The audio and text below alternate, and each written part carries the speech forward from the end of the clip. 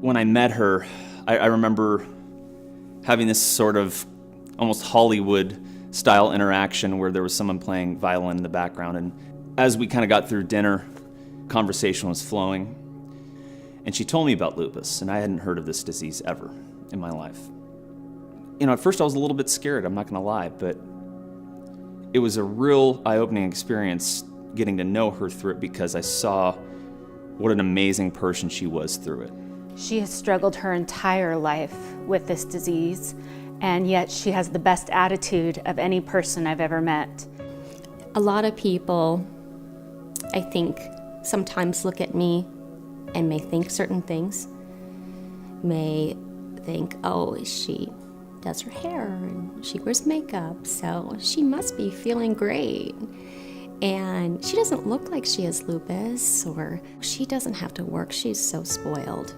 She has the easy life. But they don't really know. My name is Kelly, and I have lupus.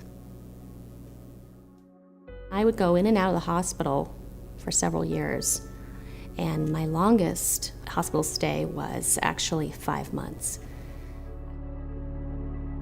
My time in the hospital was really difficult. I had some really great doctors, and then I had some not so great doctors who tried different tactics to somehow break me out of this fog that I was in and to tough love me to recovery. And I had an experience that comes to mind that I don't usually talk about. I was wheelchair bound at the time, and I was very weak, very frail. My muscles had atrophied. My joints were frozen. And they felt that they needed to do tough love. And so they took my wheelchair away. And they said, you are going to walk again. And in order to get to physical therapy, which was down the hall, you're going to have to crawl.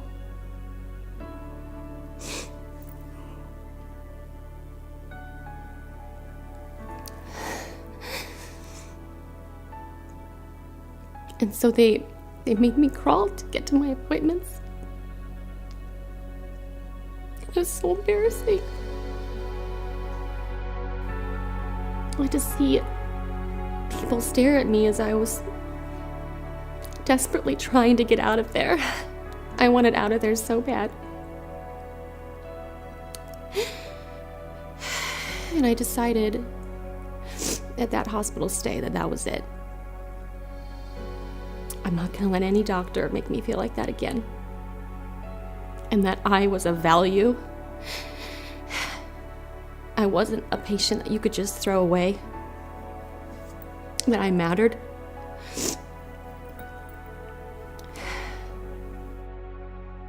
I was raised by my wonderful mother, Patty. She raised me by herself. We struggled. We struggled financially. And then when I got sick, she took on 2 jobs. And then she would drive straight from her job over to the hospital. And then she'd stay the night with me in the hospital. And then she'd get back in her car, wearing the same clothes she wore the night before, and go straight to work. And she did everything that she could to get me the best care, to allow me to see the best specialists. That's sacrifice. That's selfless love. To put someone's life before your own. And that's what she did for me. Kelly was bound and determined to be a mother no matter what the doctors told her. They all told her that it would be a challenge, that she would get very ill during the pregnancy, and there was a possibility she couldn't even survive the pregnancy, but that didn't stop Kelly one bit. Lupus affects me now in a lot of different ways. I had a baby 9 months ago. I was told that I would not be able to have children and that it was a death sentence. He is a gift that I never thought I would be lucky enough to receive. And I have him, and he is just He's just awesome.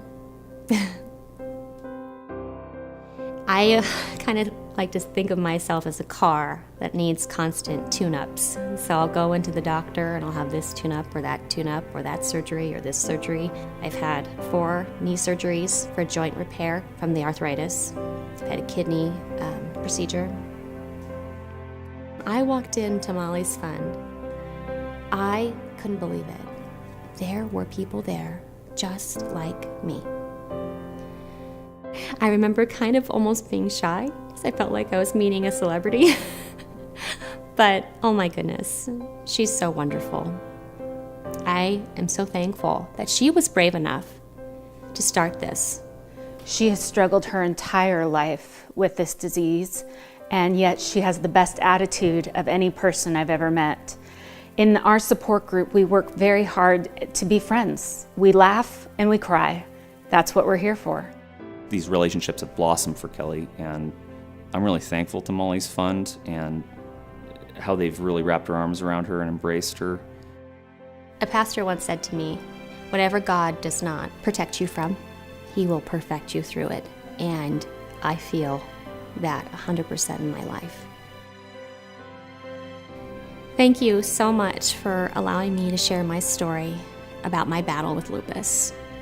This was just a small window into my very elaborate and tumultuous journey I've had. But thank you. All I ask is that you continue to support Molly's Fund so that that next 11-year-old girl that's diagnosed has a chance to live. And not only live, but thrive. Thank you. Thank you, Molly's Fund.